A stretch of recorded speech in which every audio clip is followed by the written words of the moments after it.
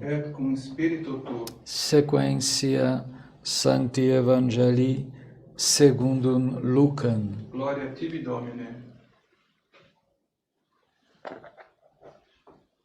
Naquele tempo, disse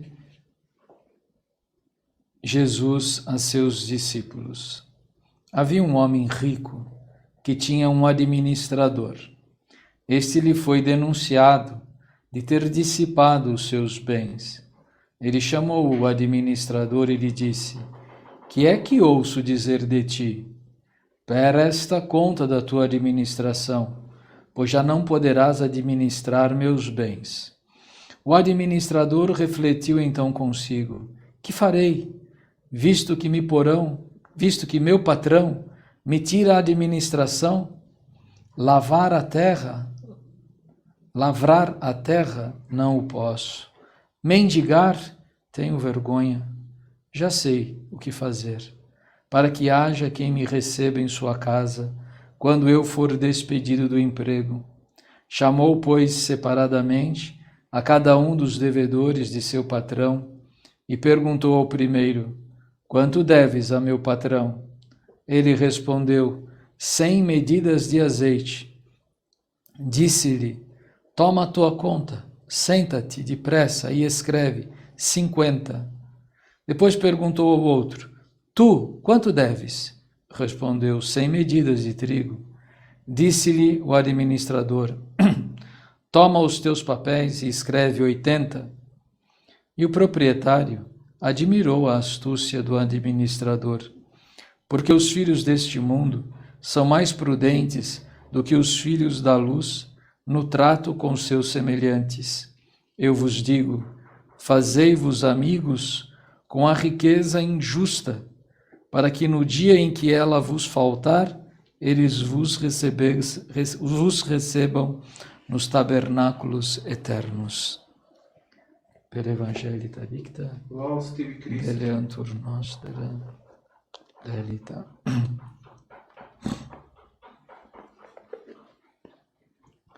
Em nome do Pai, do Filho e do Espírito Santo. Amém. Meus caríssimos irmãos, em nosso Senhor Jesus Cristo, as leituras da missa deste 8º domingo, como que são uma continuação daquelas leituras e daqueles ensinamentos de nosso Senhor para conosco da semana passada. Lá, São Paulo, nos lembrava que nós não devemos viver segundo a fraqueza da nossa carne, mas que nós fomos libertados do pecado e devemos buscar a santificação de nossas almas. Na leitura de hoje, que é continuação da carta dos Romanos, e por isso a leitura já começa assim: portanto, como consequência daquilo que ouvimos no domingo passado, a busca da santidade, não devemos ser devedores da carne, para que não vivamos segundo a carne, não é?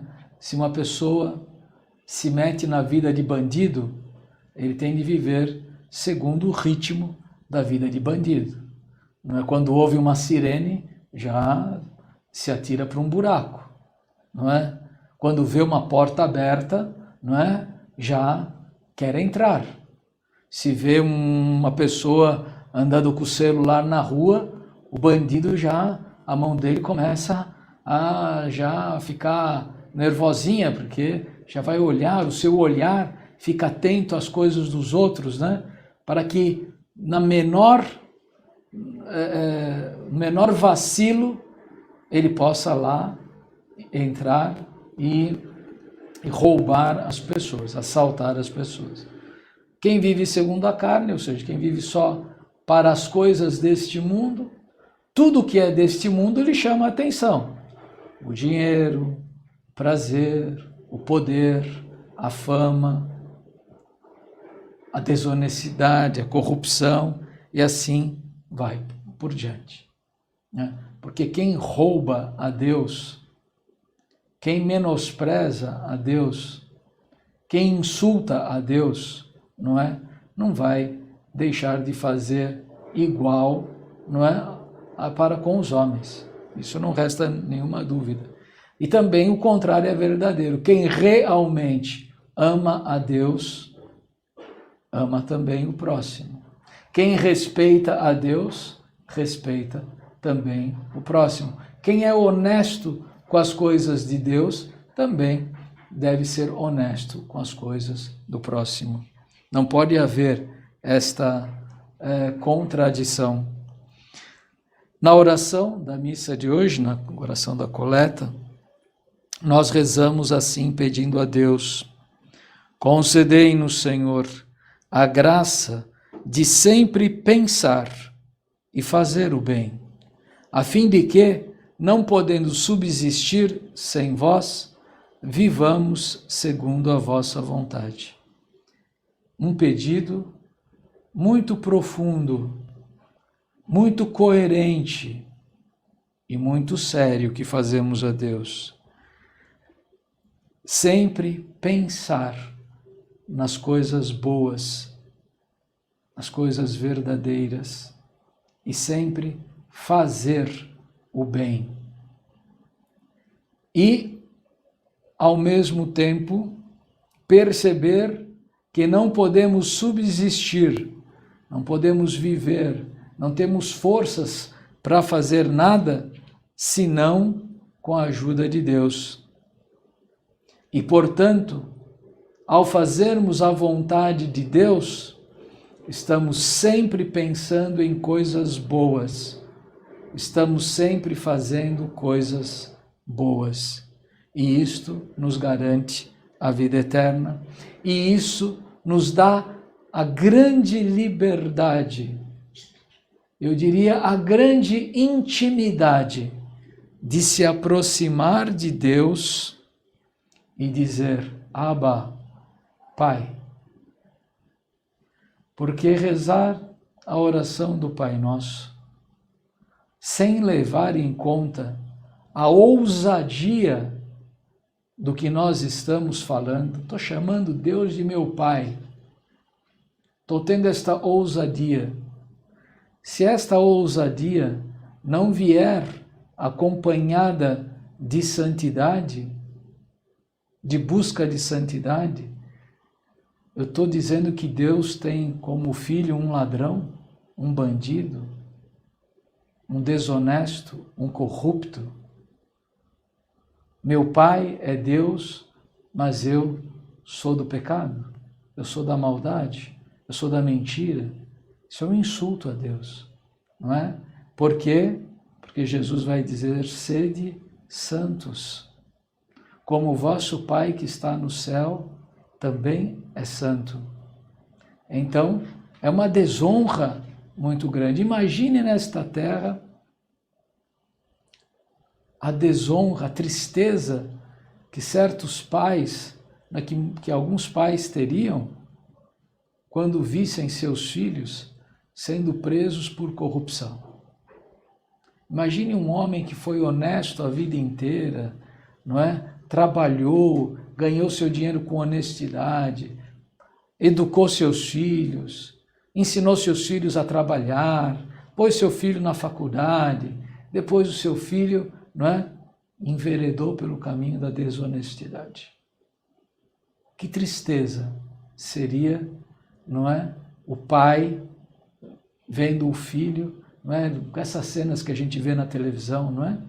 O cidadão sendo preso, algemado, não é? Entrando no camburão da polícia, indo para a delegacia e sendo preso com um título superior, saindo de um apartamento de alto luxo, etc, etc. Se o pai foi uma pessoa honesta, quanta vergonha. Me fez lembrar também o contrário. Muitos de vocês devem ter visto, não é? No dia seguinte da morte de Dom Henrique Soares, por quem também queremos oferecer a missa de hoje, não é? Muita gente se assustou, porque o pai do Dom Henrique Soares é vivo ainda já, né? com mais de 80 anos de idade, mas homem ainda muito sóbrio, não é? E ele, quando falou, perguntaram o que ele estava sentindo da morte do seu filho, falou, estou muito tranquilo, porque meu filho procurou viver na graça de Deus, na amizade com Deus, porque meu filho morreu na amizade com Deus. Muita gente ficou assustada, não é? Porque muita gente pensou, imaginou que ele ia chorar, meu filho, queria tanto ele aqui, por que Deus me levou? Não é? Era um bispo tão bom, podia ser cardeal, podia ser papa ainda, não é? Com 57 anos de idade, tão novinho, por que não levou eu primeiro? Estou tranquilo, coloco nas mãos de Deus, meu filho está na graça de Deus, isto basta. Que bonito testemunho, né, do pai, o senhor vivo, né? A gente não costuma fazer esses elogios assim, mas provavelmente ele nem vai ouvir essa homilia, obviamente, não é?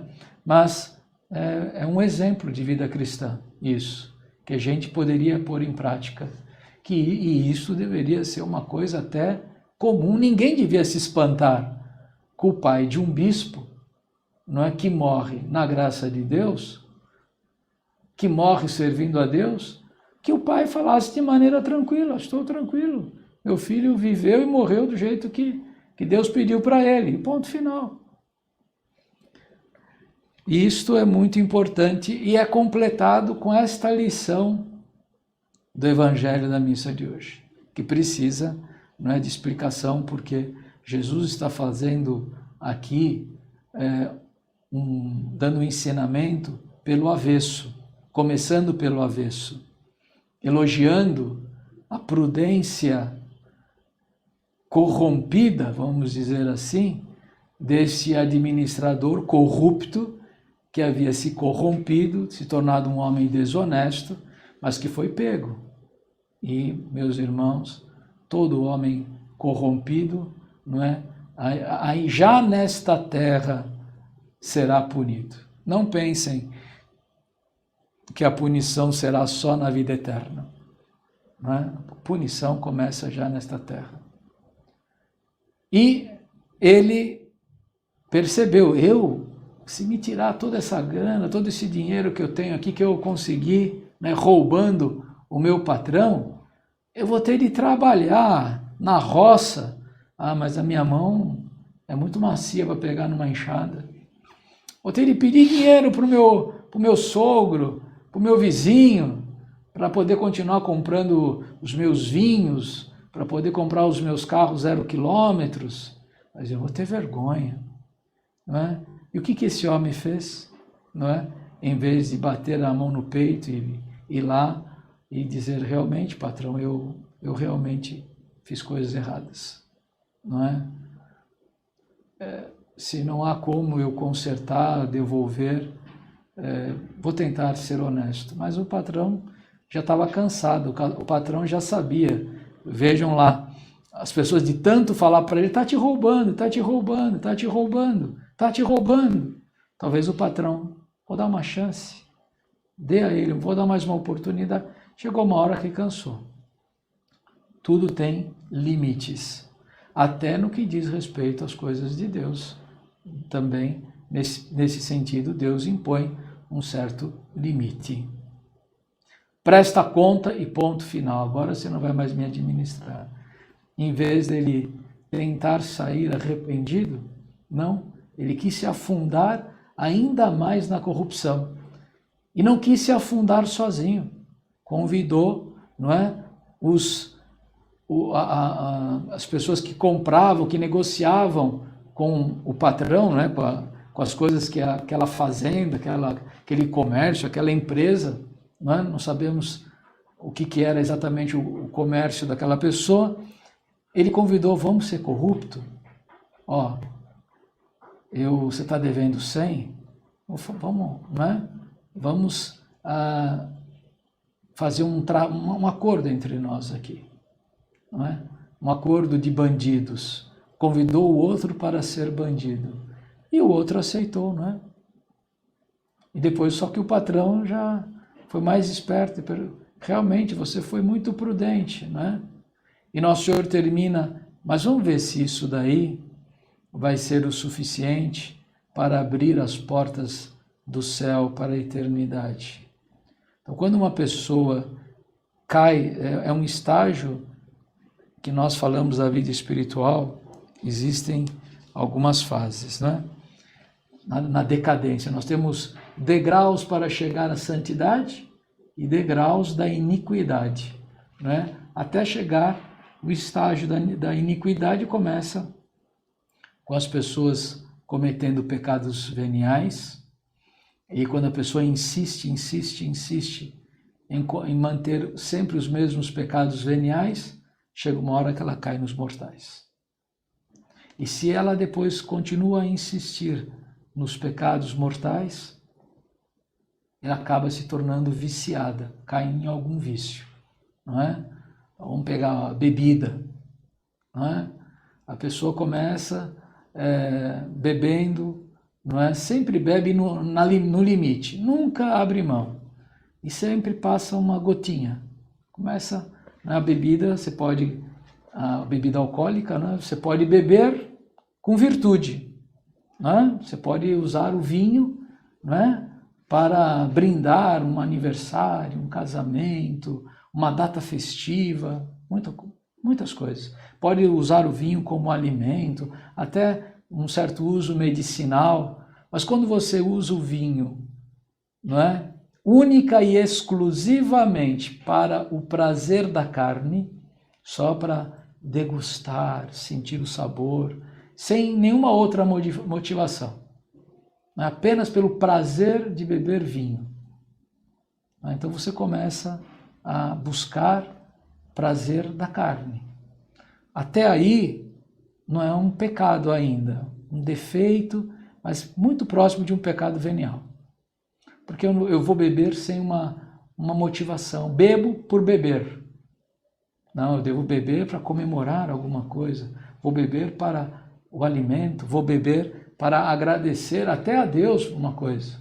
Mas beber só por prazer não é uma coisa prudente. E aí a pessoa começa a beber um pouquinho mais, beber um pouquinho mais. Quando viu, bebeu a garrafa inteira, puxa vida. Não é? Já começa a entrar na gula. Começa a cair nos pecados veniais. Daí outro dia bebe um copo a mais e finalmente fica embriagado. Então foi o primeiro pecado mortal de embriaguez. Passam os dias, não é? Claro que veio a consequência dos pecados, o pecado mortal, a ressaca, a vergonha, não é? A pessoa vai precisar de humildade para pedir perdão, desculpa para as pessoas a quem ele envergonhou, etc, etc, tá? Levanta, aí passa uma semana, enche a cara de novo. De novo cai no pecado mortal. E depois na outra semana cai de novo. Na outra cai de novo. Uma vez, até que essa sequência se transforma num vício. Aí a pessoa está constantemente em pecado mortal. Até que a pessoa cai, então, numa situação ainda pior, que são aqueles pecados mortais que eles se prolongam, por exemplo, por todos os dias da vida toda. A pessoa que vive no adultério, com uma amante, não é? Então, ele está vivendo o tempo todo, 24 horas por dia, ele está em pecado mortal. Porque não tem como corrigir isto. Não é? Que ele faz até coisas boas durante o dia e tal, mas continua vivendo nisto. Né? O drogado, o embriagado, não é? As pessoas que vivem do vício da pornografia, ou do vício, não é? do adultério, enfim, da corrupção. O cara roubou uma coisa. Ele nem consegue, esses corruptos, por exemplo, né? Eu me lembro dessa história toda de corrupção, que até que por fim um cara estava com câncer, e quando ele foi preso, ele falou, ainda bem que me prenderam, porque eu não conseguia mais sair desta situação. Ele foi até muito humilde, né? Ele se corrompeu, começou com um brinde. Recebia um brinde. Depois passou a receber 2. Depois passou a pedir um brinde. Depois pediu para que esse brinde fosse em dinheiro. Depois pediu para depositar na sua conta. Mas depois ele viu que era muito dinheiro, então ele abriu uma conta lá na Suíça, ou num país onde se pode abrir conta de banco no anonimato. E aí chegou uma hora, ele estava milionário lá no exterior, e aqui ele tinha de viver com salário público. E não conseguia sair desse pecado. Né? Mesmo que quisesse, não conseguia. Talvez a maior graça, 2 graças que ele teve foi o câncer e a polícia chegar lá e prendê-lo. Pelo menos foi o desabafo de agora estou livre.